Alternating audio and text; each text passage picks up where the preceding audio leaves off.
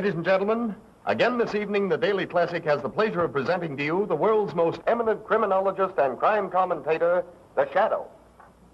Okay, you're on the air. The Shadow speaks, bringing to you the latest news in the world of crime, prevention, and detection. This afternoon, a crime was committed which brought only tragedy to the perpetrators. 3 young desperados held up a bank and escaped in their car. The police quickly picked up their trail. There was a running gunfight between bandits and police. A distinguished visitor in our midst. But the news won't make the society page. Honest John is back in town. Honest John is one of the last of our old-time safecrackers. So if your strong box blows up with a loud bang, don't think it's the 4th of July. It may be old John celebrating his release from what he probably calls the big house or stir. Let us hope that the police commissioner, Weston, whom we hear never misses one of our broadcasts, will keep an eye on Honest John. Hi there, Commissioner. Memorandum to Detective Bureau. Check on Honest John. Yes, Commissioner. Ladies, here's a little incident which proves that silence is really golden. Last night, bandits entered George Ward's furniture store. Mrs. Ward was alone in the place. The good lady was so frightened she couldn't talk. At least that's what the bandits... It's too bad something don't scare him so bad that he can't talk. There ought to be a law against guys like him shooting their mouth off within the city limits. But still, Mrs. Ward refused to say a word. At the point of a gun, they took from the cash register a dollar bill and 1 thin dime.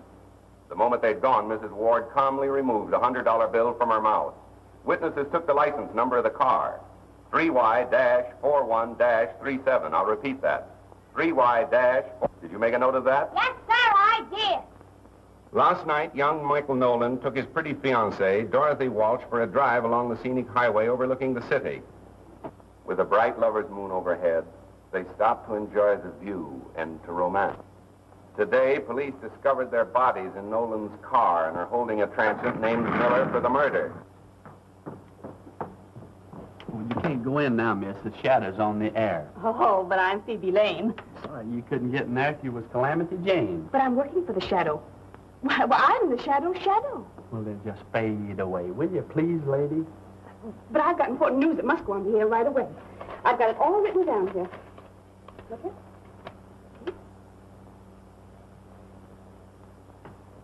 at Last night in John Morgan's warehouse, not a creature was stirring, not even the watchman. This is my job. As Robert silently jimmied a window, they were greeted by cries of, "Get out, get out." They did. An hour later, when police stopped to investigate the open window, the parrot was still screaming, "Get out, get out." Ladies and gentlemen, there seems to be a slight disturbance in the studio.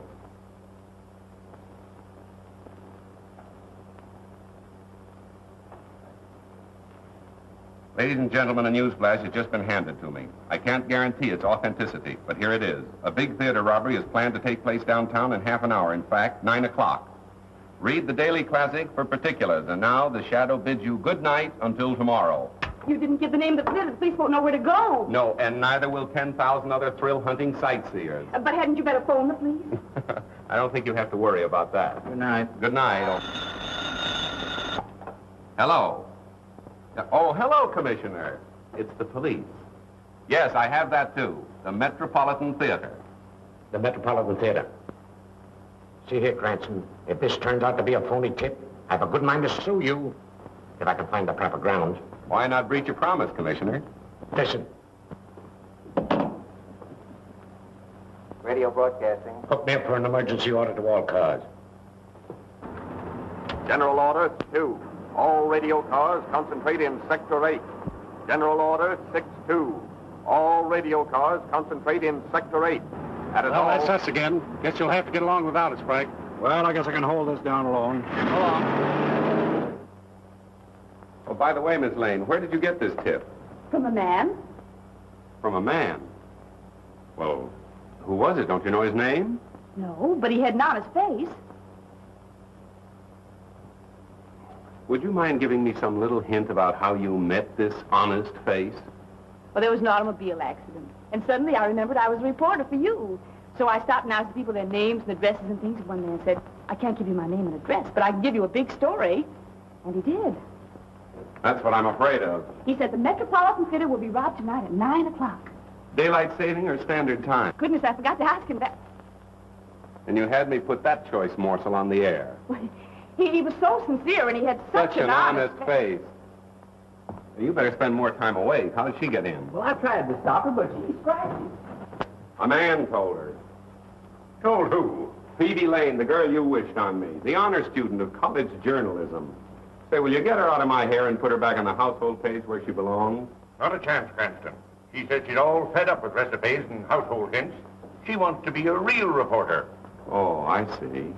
Romance and adventure stuff, huh? Well, Mr. Heath, is she running this newspaper or are you, sir? Cranston, as long as she happens to be the owner's niece, I'm afraid she can pick any seat she wants for a ride. Oh, it's one of those, is it? Well, there's no law against our making the joyride a little, shall we say, bumpy for her, is there? Not that I know of. Thank you, sir.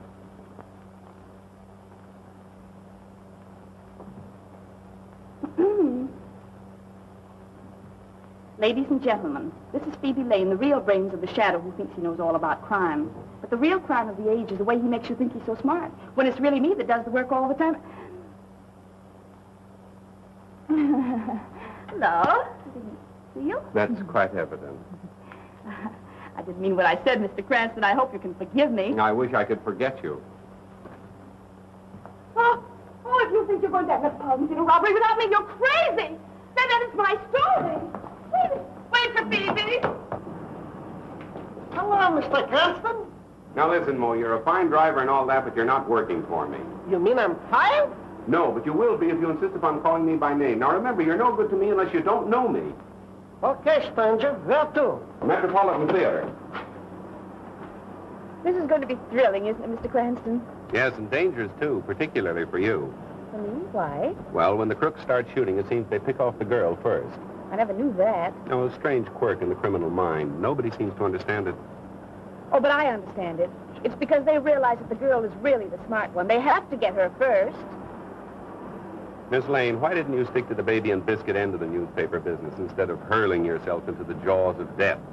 Because I'm tired of babies and biscuits. I want thrills, adventure, romance. Ah, but the household hint page is the place to find it. The home is the very symbol of romance. Oh, no, it isn't. The nearest I ever came to it was when a cross-eyed washing machine salesman tried to kiss me in a model kitchen. Young lady, you're impossible. Not if the right man comes along.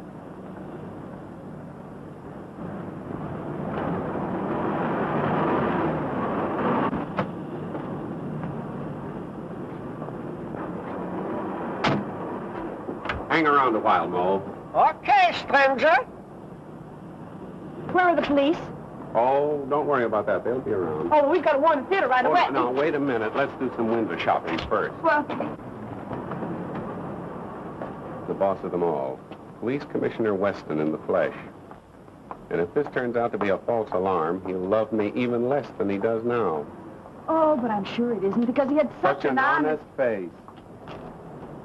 Scram.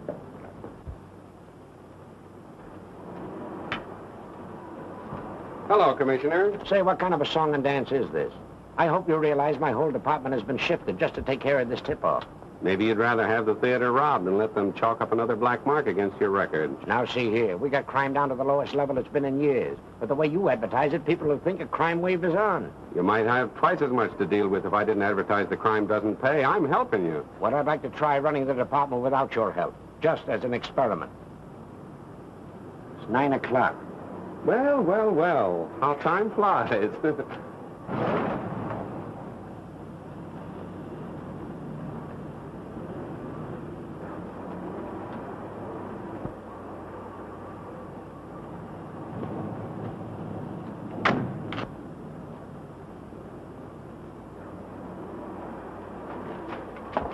What have you got there? It's my violin. What are you taking in there for? What to play it, of course. I am a violinist. Yeah? Let me see it. Please, be careful. It is very valuable. Shut up. See? I no lie. I'm sorry. I owe you an apology. Take those off.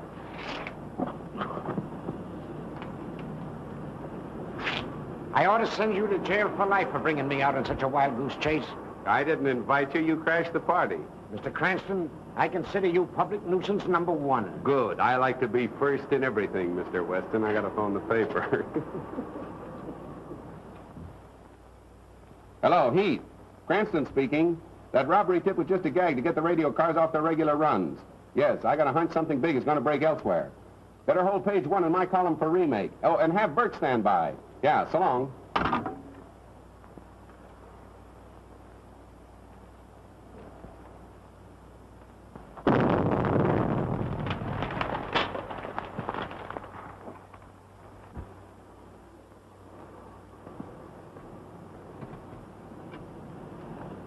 Give me the captain. McCabe reporting, sir. Explosion in 93 Madeira Drive. Yes, sir.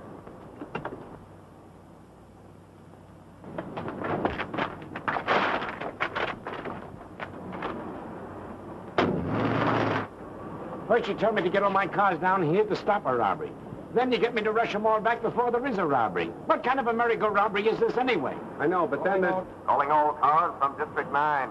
Calling all cars from District 9. Explosion reported at 9-3 Madeira Drive. Explosion reported at 9-3 Madeira Drive. That is all. Oh, Mr. Cranston! Wait to see me! Oh, taxi!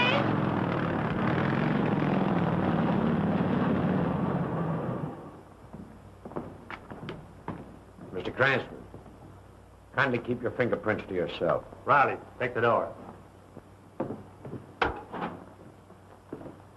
Have you searched the house? Yes, there's no one else here. What, no servants? Servants have a day off every week. Or haven't you heard? Well, in a house of this size, there's always someone on duty. Well, I want any information from you, I'll ask for. That's fine. I've got the phone and the paper anyway. Frank, is there a phone still working? In there. Thanks.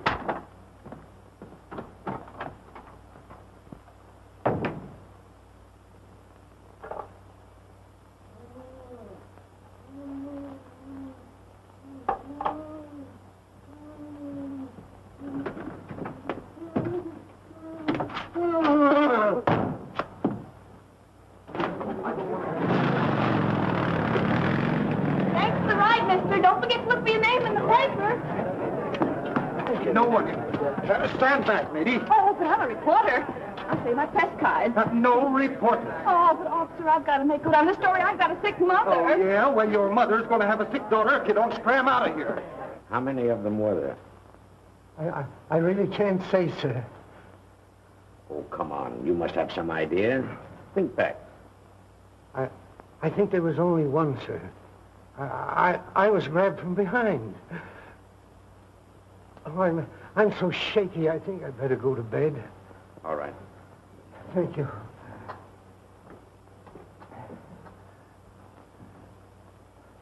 Stay with him, Tom. We're wasting time here. Get your men and bring in the man who did this job. An old-time safe blower who just got into town. His name is, Honest John? Honest John. Bring him in and we'll charge him with robbery and homicide. The motive of the crime wasn't robbery.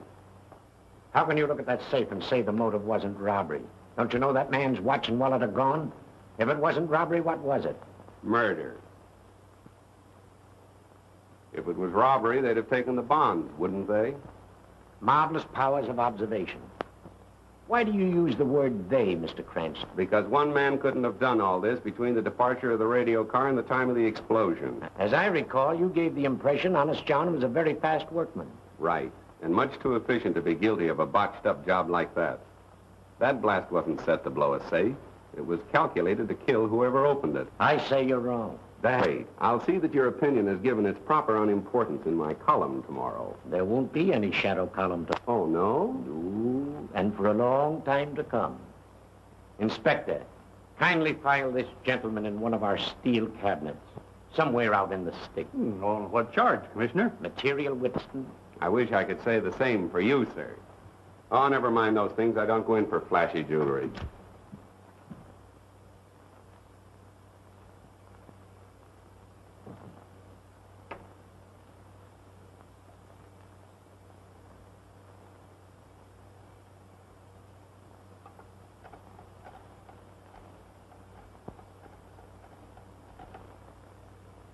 Hello? Give me the desk, sweetheart. Bert speaking. You lead off for shadow column. You said Weston all wet with robbery theory on Morton case. Says it's murder using robbery as a cover-up. Honest John, nah. He's just as innocent as a new-laid cornerstone. Oh, yeah, say, Cranston's been pinched. Yeah, held as material witness. On the way now to some hick-town hoosgow. Oh, sure, right on my toes. Well, so long, pumpkin puss.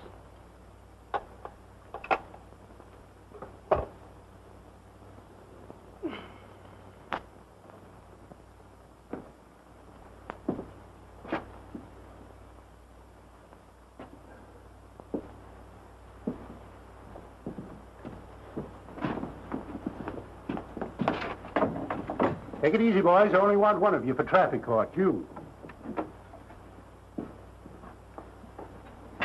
Say, officer, I'm sure the judge wants to see me first. Go on back and sit down. I know who to let out and who not to. But I've got to get a message to my folks. Now, if you help me out, I'll take care of you. Take care of me.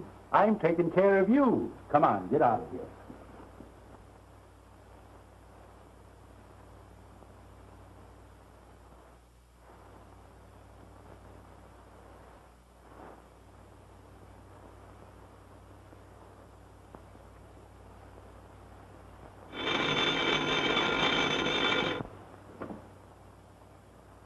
Hello, Heath.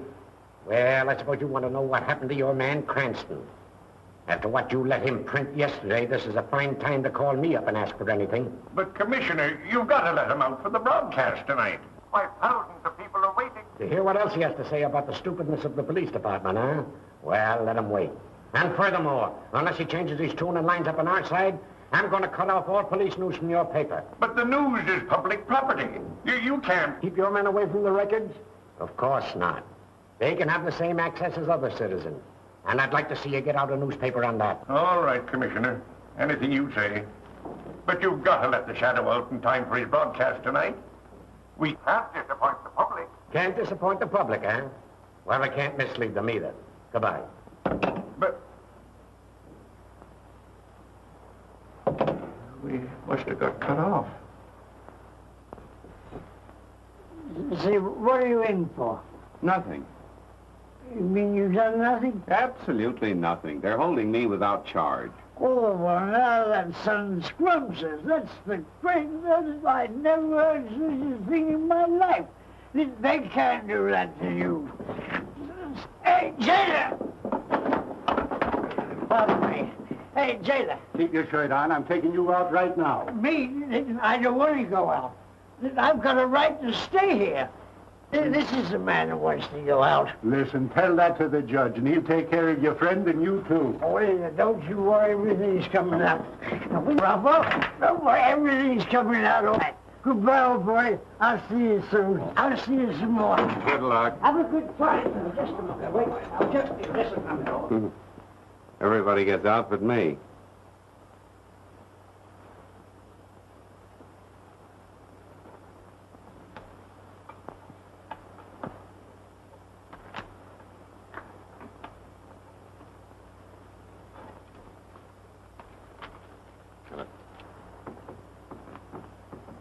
When you get out, make a phone call for me, will you? Sure, fella. I'll give you the number of the paper I'm working on.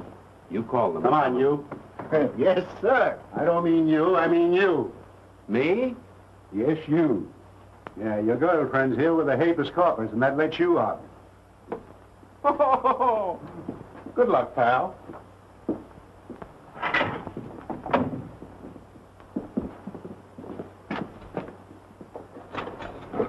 Nice little Phoebe to call for you. Yes, thanks a lot. Don't thank me, thank Mo. How much was it this time, Mo? Is this a place to talk business? Don't worry, it'll be on your bill. There, too. The office. Okay, stranger. Well, where is Cranston?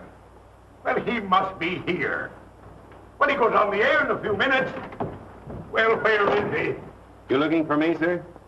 With millions of people about to tune in on your broadcast in a few minutes, I should worry where you are. You don't think I'd miss an opportunity to pay my respects to Commissioner Weston, do you? Now, look here, Cranston.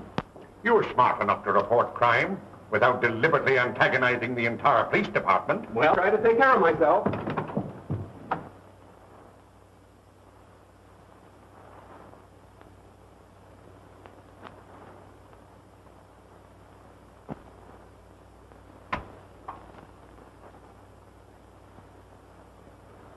Good evening, friends. Yes, it's your old shadow man, and after languishing in one of Commissioner Weston's small-town jugs, the shadow is just a shadow of his former self. Now we'll get down to the Gerald Morton case and the reported difference of opinion between the shadow and his other shadow, Police Commissioner Weston. Friends, I am now of the opinion that our efficient police department, under the able guidance of the commissioner,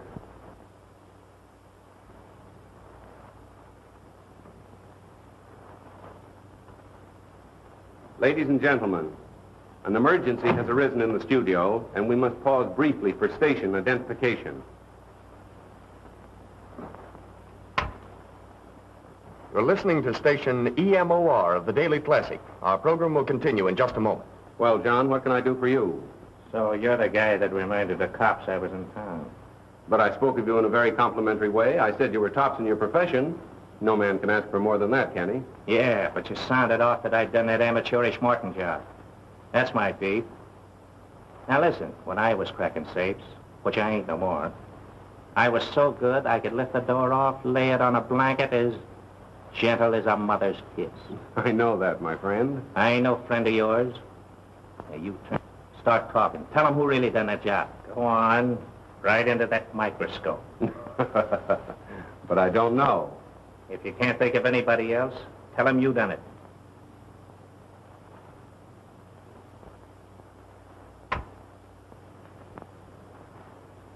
My friends, now that I have the situation in the studio absolutely under control, we can resume our discussion of the Morton murder mystery. Why was Gerald Morton murdered? He is said to have been a good man, a charitable and benevolent man, a man without enemies. But although Mr. Morton's character seemed almost too good to be true, other men, supposedly paragons of virtue, have met violent ends, and investigation has developed some extremely unsavory facts.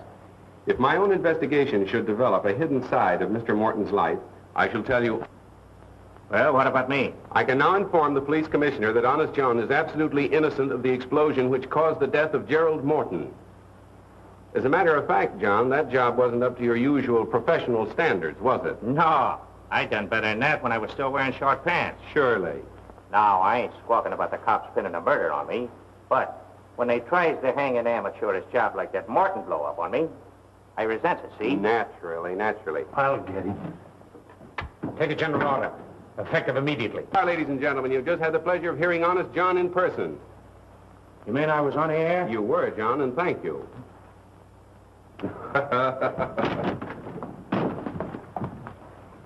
You dumb ox, why don't you look where you're going? Ladies and gentlemen, for the past 24 hours, the entire police force of this city have been trying to locate Honest John. Yet the Shadow has had no difficulty in bringing him to you on this program this evening. For further details, please read the classic. This is the Shadow saying goodbye until the same time tomorrow. Here's everything ever published on Gerald Morton. Now let's get busy. No, well, let's not. You don't know? That's right. The Shadow doesn't know. Have one? I tried it once and it made me dizzy. Oh, so that's what caused it. Good night. Good night. This case is getting to be a bore. Why don't you hurry and make something happen? Miss Lane, when lightning is about to strike, one doesn't try to hurry it. Well, nice going, Cranston. You fixed things up just dandy. Now, Weston is shut down on all police news, all fire news, and all hospital news. From now on, it's no news for us. Splendid. No news is good news, they say. And that Honest John gag. What is the idea of staging that stunt with a dumb stooge? Mr. Heath, that was no stooge. That was Honest John himself with a gun at my head. You mean the man that just went out? Miss Lane wants excitement, but doesn't know it when she bumps into it. I don't care if this does make me dizzy.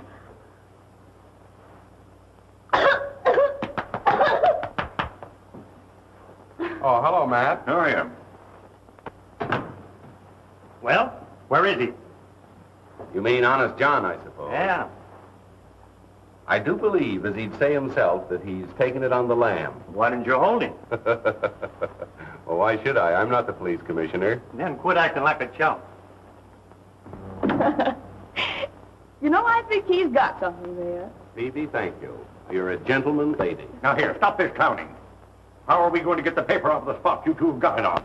Oh, what you meant, you're hidden inside in my brother's life. But in the presence of my attorney... I beg your pardon. Our firm has great commitments abroad, young man. And your paper will pay the penalty if you do or say anything to jeopardize our international dealings. And we deal in millions. That's all. Good night. Night. Now what are you going to do? I'll tell you what he's going to do. He's going to handle the story Morton's way, or he'll sue us for millions. Nice thing. Honest John says I handle it his way. Weston says I handle it his way or I go to jail. I think you started all this, sweetheart. Have you got any suggestions? Don't ask me. You're the great big detective. And there you are. You see, craves action. When she runs into it, she starts passing the buck. We can roll up our sleeves and get to work.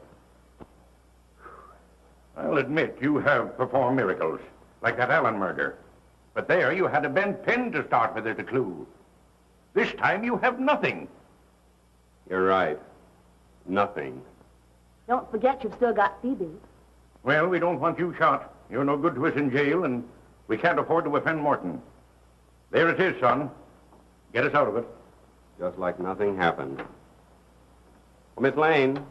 Miss Lane went home to roll her hoop. Phoebe. I wonder if Miss Lane would recognize the man that gave her the tip that started all this. Miss Lane would know him anywhere. She never forgets a face.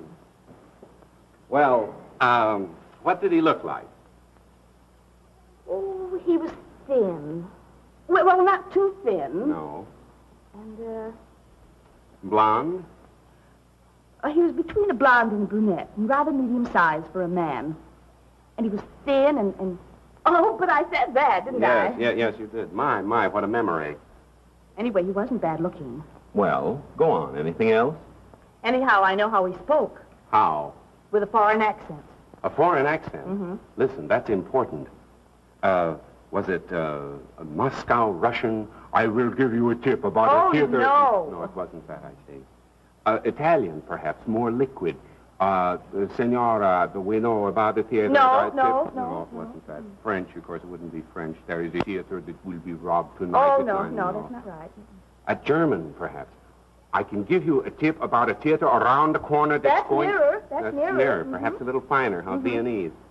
I can give you a tip about a theater around the corner that... You got it. That's exactly the way he spoke. Fine. And I'm sure I'd recognize him now if I saw him. Good. Thank you, Miss Lane. Now you can go home.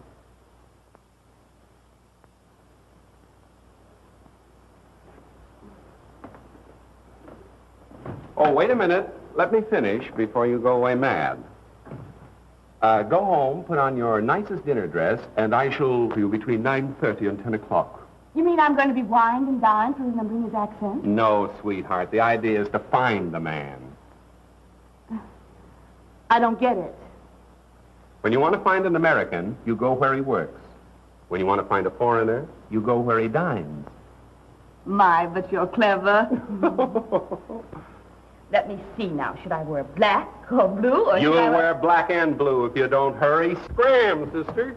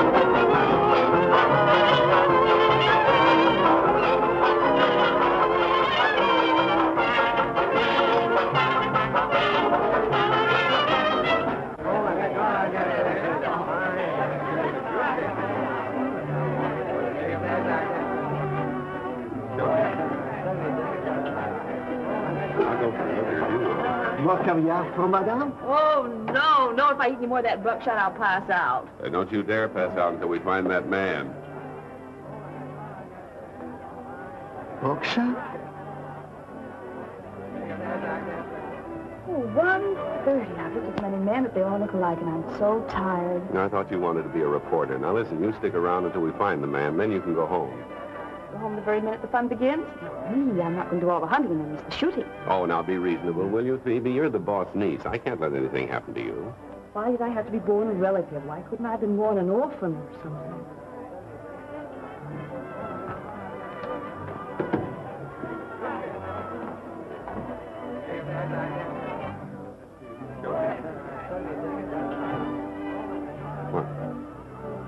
There he is. I thought you said he was good looking.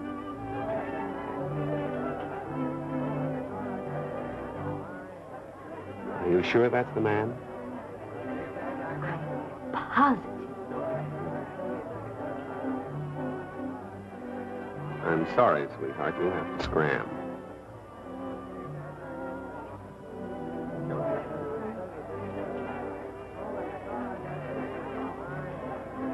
Oh, hello.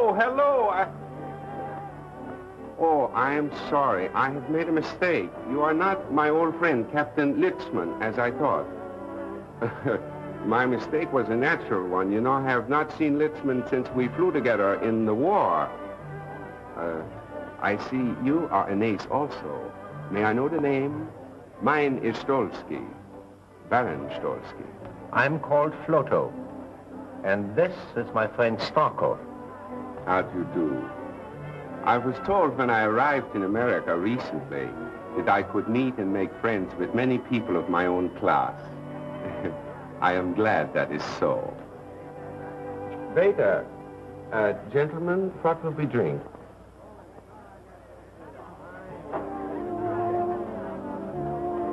Lassor 26. And make sure it is 26, please. Très bien, monsieur. Hello, darling. Well, aren't you going to introduce me, precious? After all, I am your wife, you know. Or do you? Oh, yes. Forgive me. Baroness Stolsky. May I present Mr. Floto, Mr. Starkov, my new friend. How do you do? How do you do? Thanks very much. For a recent arrival in America, as they say over here, you must be a fast worker to have married so charming a girl so soon. Well, it was a whirlwind courtship. We met on Wednesday, I proposed on Thursday, and well, we were married on the Statue of Liberty. You met her through her newspaper work? Newspaper work? Yes. You're a reporter for the Daily Classic, are you not? Why, no, there must be some mistake. Why, I'm just not clever enough to be a reporter, am I, darling? No, darling. Pardon my mistake. America is a land of women so beautiful. They all look alike. Sorry, monsieur, cannot serve you. The bar is closed. It's after closing hour. Oh, that's too bad. I had counted on talking over old times with you. But my apartment is never closed. Come, we'll go and have a drink and chat before we break up. I'm afraid we cannot join you. You know, the Baroness never keeps late hours. Oh, but one evening won't matter, darling. We'd be delighted to go. Come on, dear.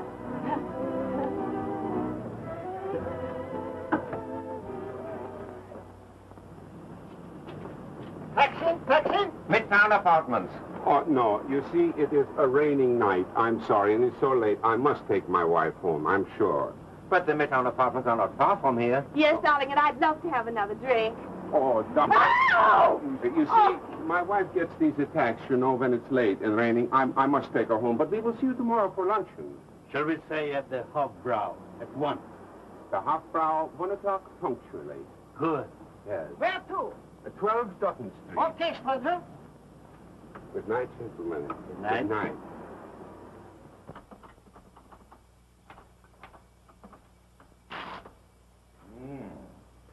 You ought to let this coffee write your column. It's strong enough. Good strong coffee for a strong, silent man. How's this? The Shadow says that his statements over the air yesterday regarding the character of Mr. Gerald Morton were unjustified, and those statements are hereby withdrawn with due apologies to Mr. Morton's family. Yeah, but you'll have to apologize to Commissioner Weston. Let's not go overboard in our enthusiasm for whitewashing ourselves. But you've got to square the paper with Weston. Tell how it happened. Describe the scene. You with the mic and Honest John with the gun. I was afraid you'd be expecting that, so I wrote it last night.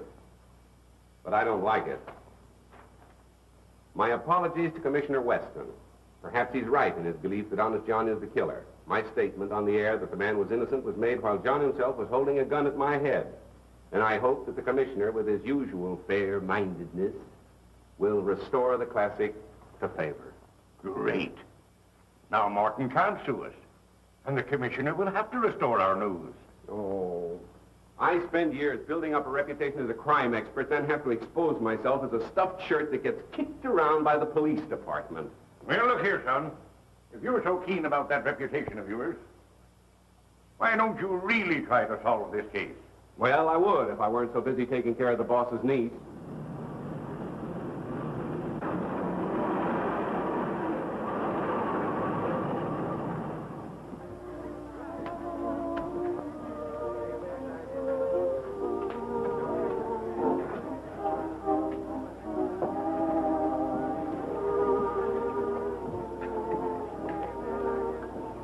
Well, did you check?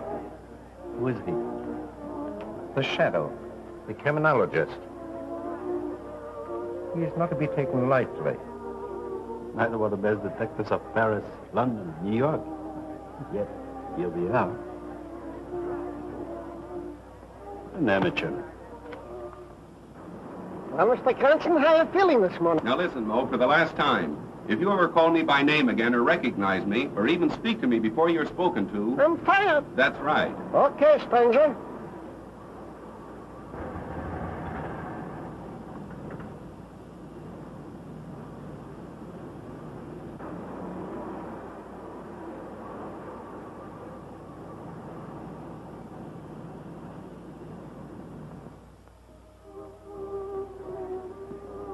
I wonder where our friend Mr. Cranston is. There's something wrong, Stalker. There's something wrong with your nerves, my friend. We are not going to leave here with our work half finished. Yes. I know how much there's at stake. That's why I'm so uneasy.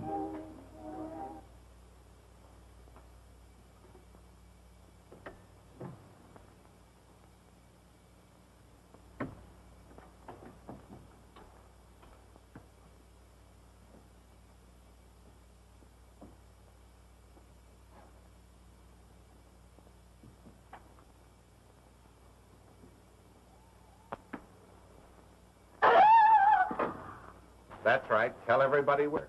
Suppose Floto or Tarkov would have been behind this door instead of me. Oh, but they couldn't be. They're both at the restaurant. And I thought you'd be there having lunch with them, too. Oh, and this would be a good time to do a little detecting. Uh-huh. Well, for once you had a good idea. Well, come on, let's get busy and look for the clue. So you've got a clue, have you? Why, yes, the watch and the wallet that were missing from the man's body.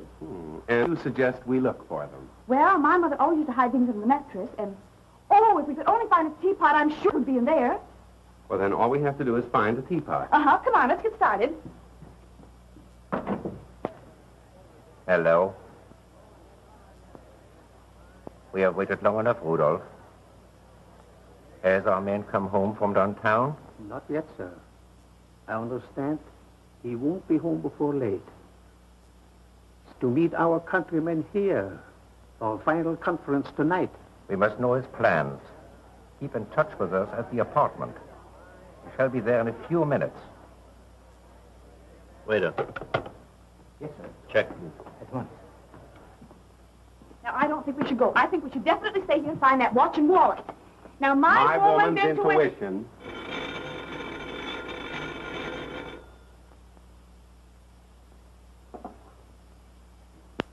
Hello? This is Floto. The master has just gotten home. Early in the afternoon will occur an opportunity when he is gone. No more. Someone is coming. I call you back. What's happened? Just a minute. Operator, can you trace that last call to this number, please? But it's important. Oh, I see. Thank you. Are they going to trace the call? Oh, they can't trace a call on a dial phone. What are we going to do now? Well, wait till he calls back. Till who calls back? The fellow I just talked with.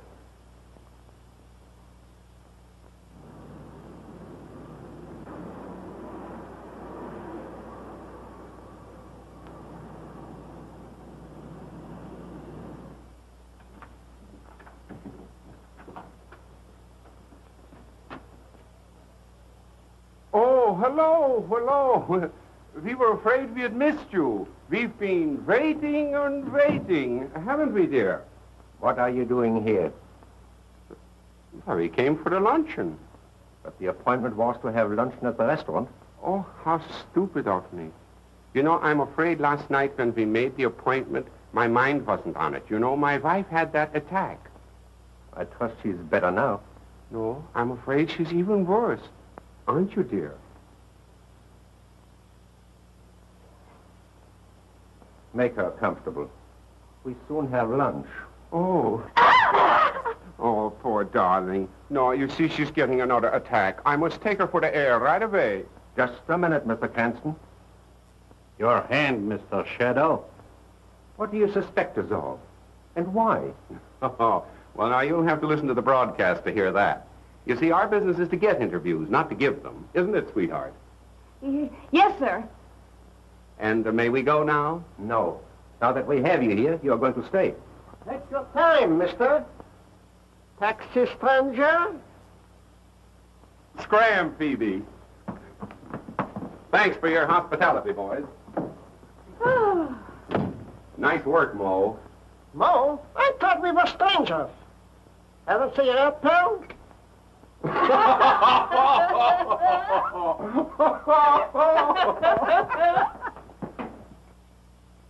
He will not go to the police. What makes you think so? Because he prefers to work alone. Hello. What's that? That wasn't I. We were not then. That was Cranston. Repeat what you told him. It's Rudolph. He told Cranston his master would be at home this afternoon. But incriminating. He must act at once, today. Tomorrow may be too late. Naturally, my woman's intuition told me that we should get out of there, but I was afraid to tell you because I thought you'd laugh at me. Well, thank goodness it's all over. There's nothing to worry about now. You take your woman's intuition and go to luncheon. Oh, trying to get rid of me. Well, I'm not going to go. I'm not going to miss any more fun. Well, I've got some work to do. Now, you run along, please. All right. It's a good girl.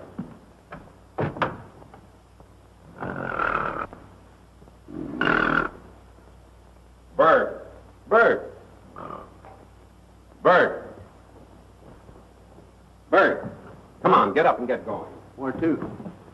Go to the Midtown Apartments, stake out, watch for two foreigners in a closed car. Phone me as soon as they leave. Okay. And hurry for a change, will you? Okay, Chief. Hello? Oh, yes, Mr. Heath. No, still as much in the dark as ever. Well, those fellas are rather clever. As a matter of fact, they're planning another deal right now. Well, if I knew that, I wouldn't be hanging around here working. Pardon me. Come in.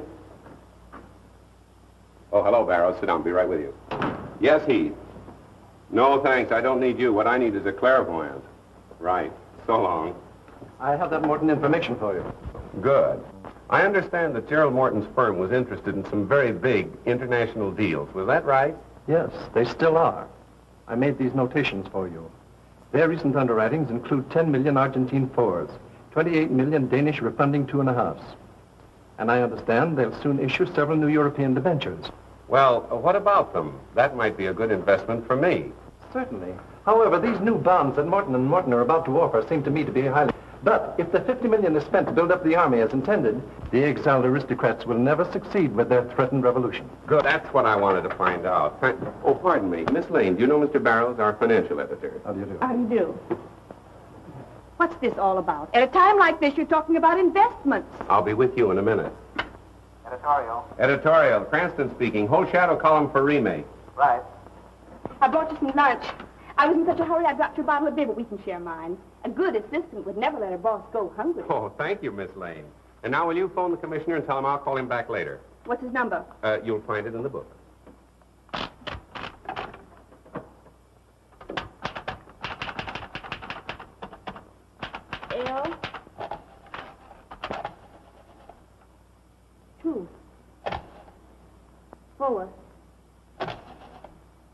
Night.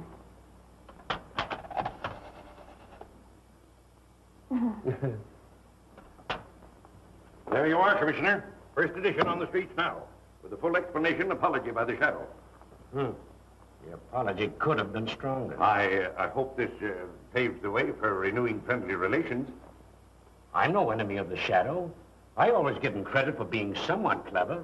But he should remember he's only an amateur. After all, we're professionals. That's right, Commissioner. And I hope that you'll restore the Daily Classic to good standing with the department right away. Of course I will. Take a general order. Cigar, Commissioner? No, thanks. Wait till you get a load of this, Phoebe. The Morton case will break wide open tonight, and it'll be a big surprise to the police. Pardon me. Under the misguidance of Commissioner Weston, the department has wasted 24 hours searching for the wrong man, with the right men under their noses all the time. But won't that make the commissioner furious? Pardon me. You would get hard-boiled eggs.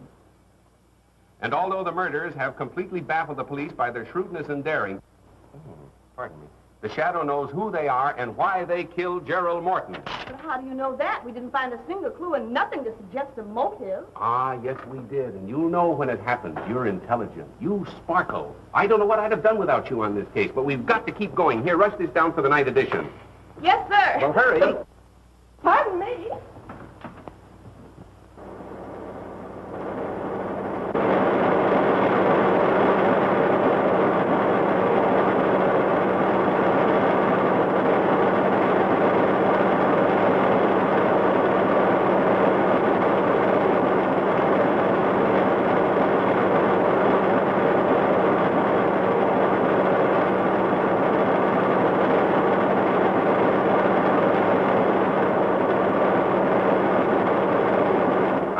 You not to fight Weston. You've ruined the paper with your grandstanding. Even if you have added 100,000 new readers to our circulation.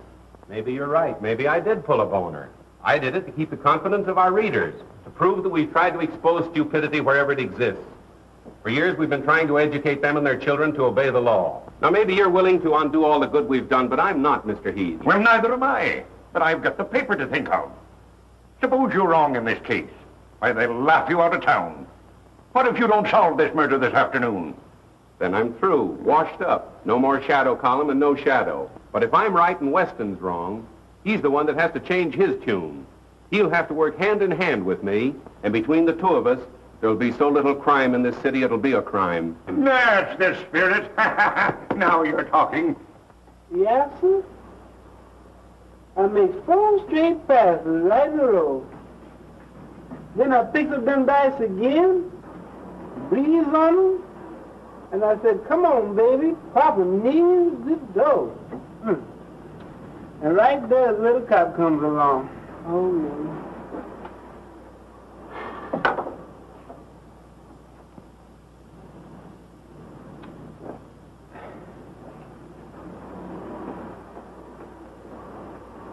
How's that, boss? A boss?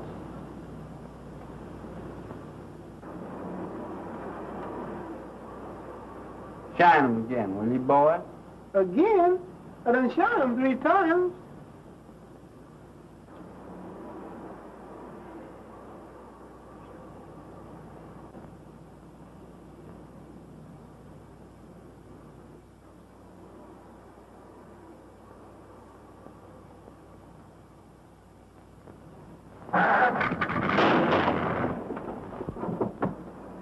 Look out there, boss. You better put that nigga away. You don't kill somebody. A boss, shine, money. We'll have the usual introduction, and then naturally work out the theme that crime doesn't pay. Answer that, will you please, Miss Lane? Hello? Yes, this is Mr. Cranston's office. Who shall I say wishes to speak to him? I can't hear you. Oh, I'm so sorry. It sounded just like you were yawning. Oh, I know who that is. I'll take it, thanks. Hello, Berg. Yes, what's up? Bag and baggage, huh? Which way did they go, west? Never mind how I knew. Yeah, so long. I've got to run. Now, if you want to help me, you'll stay here and finish those notes. Well, you're just trying to get rid of me. No, not at all, really. If whether or not I go on the air tonight as advertised depends absolutely upon you. Now, you wouldn't let me down, would you, pal? You bet I won't, pal. All right, so long. Hello, Fender. Hello, 896 Clover Road, and hurry. Okay, Mr. Cranston. Mo, you're fired. I've warned you a dozen times. Yeah, and I warned you once. Get in. You two, in the first break you make, you're driving a dead passenger. I know I did you wrong, John, but I'll square it later. I'm in a hurry now. Let's talk it over some other time. There ain't gonna be any other time for you, buddy. You can't laugh this off. My apologies to Commissioner Weston. I'm now convinced that he's right in his belief that Honest John is the killer. Oh, that's only the first edition. I had to red apple the commissioner. Wait till you read the final edition. This is the final edition for you, buddy. Just a minute. Another move like that, and I'm gonna let you have it right here. I was only reaching for a cigarette. You got a cigarette, driver? I got you covered now, pal. Well, suppose you left the pen, and you want to go straight. You come to town looking for an honest job. What do you get? A bum murder rap hung on you. Do you really want to go straight, John? On my word of honor. Have a cigarette.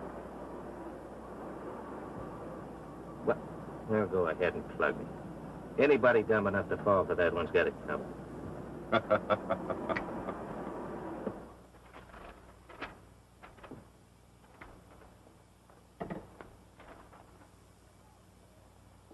Am I on the air? Thank you. Ladies and gentlemen, this is Miss Phoebe Lane, the Shadow. If Police Commissioner Weston is listening in, I should like him to know that the Shadow and I think he's the world's prize sap, and we intend to leave no stone unturned. The Shadow knows who killed Gerald Morton and why. We'll be on the air at 8 p.m. this evening as usual. Well, we'll see about that. Matthews, what's the law covering withholding of evidence from the police? Section 164, Revised Criminal Code, sir. Get out a warrant for Cranston and pick him up at once. Yes, sir. And now, ladies and gentlemen, I'll give you my own story of how I helped the Shadow to solve the Gerald Morton murder mystery. In the first place, Commissioner Weston and his very dumb stooge, Detective Inspector Matthews, were off on a false scent as usual, and... Keep right on, sister. You were going great. Oh, I'm so sorry. You frightened me so I didn't know what I was saying. I never know what I'm saying when I'm frightened. Do you want to see Mr. Cranston? Yeah, just to say hello. You're not going to arrest him again. Oh, no. Cranston and I are old personal friends. Oh, then I can tell you where he is. He's out in the Morton case. Morton. Thank you. Be sure to thank Mr. Cranston for me. Well, thank you, Mr. Matthews. I certainly will. I'm sure he'll thank you. Mm-hmm. Goodbye. Bye.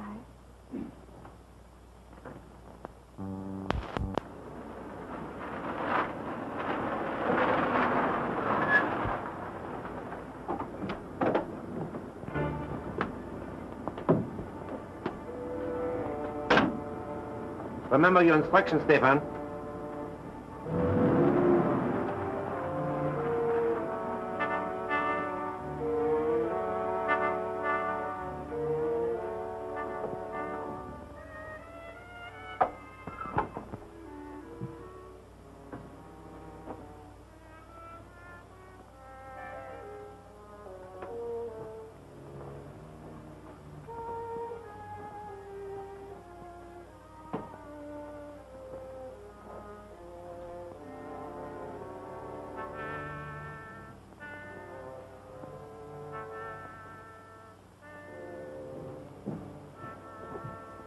Sorry if I kept you waiting, gentlemen.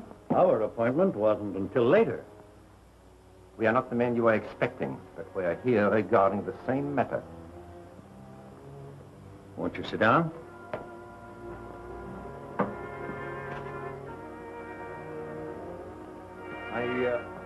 Really, there's no need of that. The business is out of the confidential stage, and the deal is about to be concluded. The deal will never be concluded.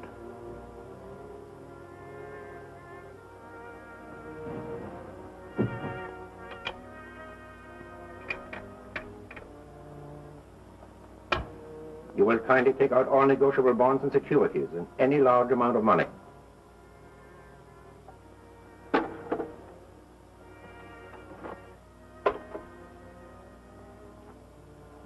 It's all I have of value here. Mrs. Morton's jewels and the bulk of my holdings are in the bank vault downtown. And if you want to... This is not a robbery, Mr. Morton, but international diplomacy. These bonds represent much money, do they not? $100,000 or more. I don't see what ends you can gain by killing me. Let us review the history of the international loan you have to make tonight. 3 years ago, a French banker was about to lend that money. He died in an auto accident. The financier, who was very much devoted to his wife, Mr. Morton, he committed suicide. So you see, we have many ways of taking care of those who oppose us. But say you did kill me. There are other banking houses. You can't prevent them all from dealing with your country. We intend that the death of both partners in Morton and Morton shall throw this bond issue into such litigation as will hold it in the courts indefinitely. Unfortunately, you were not with your brother at the time of the accident we planned for both of you. So now you will do as I suggest. Or, if you're stubborn, we'll wait for Mrs. Morton.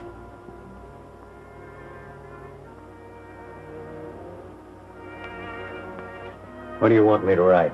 The death of your brother will make necessary that you account to his estate for your interest in the firm, will it not? Of course. Good. We take these. Your accounts are 100,000 short. You are faced with exposure as a faithless partner, as a thief of your brother's money. You understand? Now you know what to write, Mr. Morton.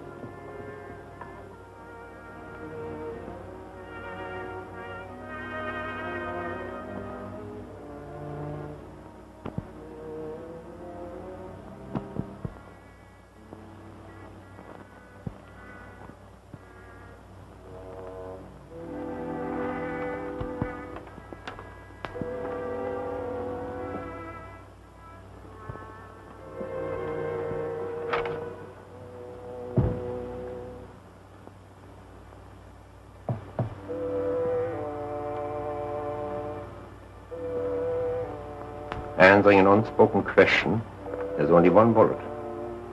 But there are two of us.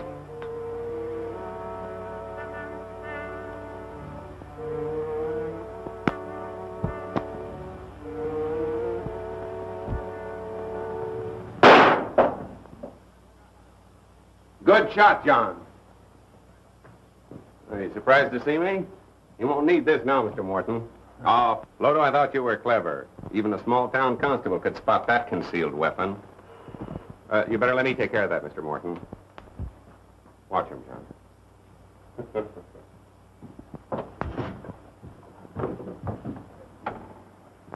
Oh, hello, Matt. Hello. How did you get here? Weston sent me out to pick you up. You're under arrest.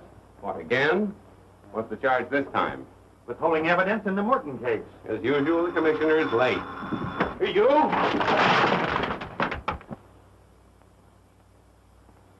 If it's my last act on earth, I'll put you in jail. Okay, you're on the air. The Shadow speaks, announcing that the Morton case has at last been solved and the murderers are now in the custody of our able police. This has been one of the most baffling cases in the Shadow's experience, a case without a clue. Murderers too clever to be caught by ordinary methods, and had it not been for the able cooperation of the police department, the case would still be unsolved. I have already handed Mr. Weston a bouquet today. But now I wish to do so publicly, and to compliment him for his shrewdness in causing the killer to think he and his men were following a false clue. As a result, the murderer and his accomplices were later taken in the act of attempting the life of Mr. Roger Morton. For the complete story, read the Daily Classic. And now, my friends, I'm going to ask Miss Lane, the lovely young lady who assisted in the solution of this crime, to tell her own story. Ladies and gentlemen, I give you Miss Phoebe Lane.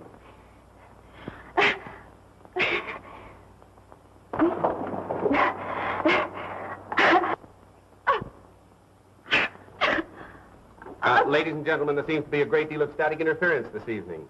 And anyway, we thank Miss Lane for her very vivid description. Remember, ladies and gentlemen, crime does not pay. This is the Shadow saying goodbye until our next broadcast.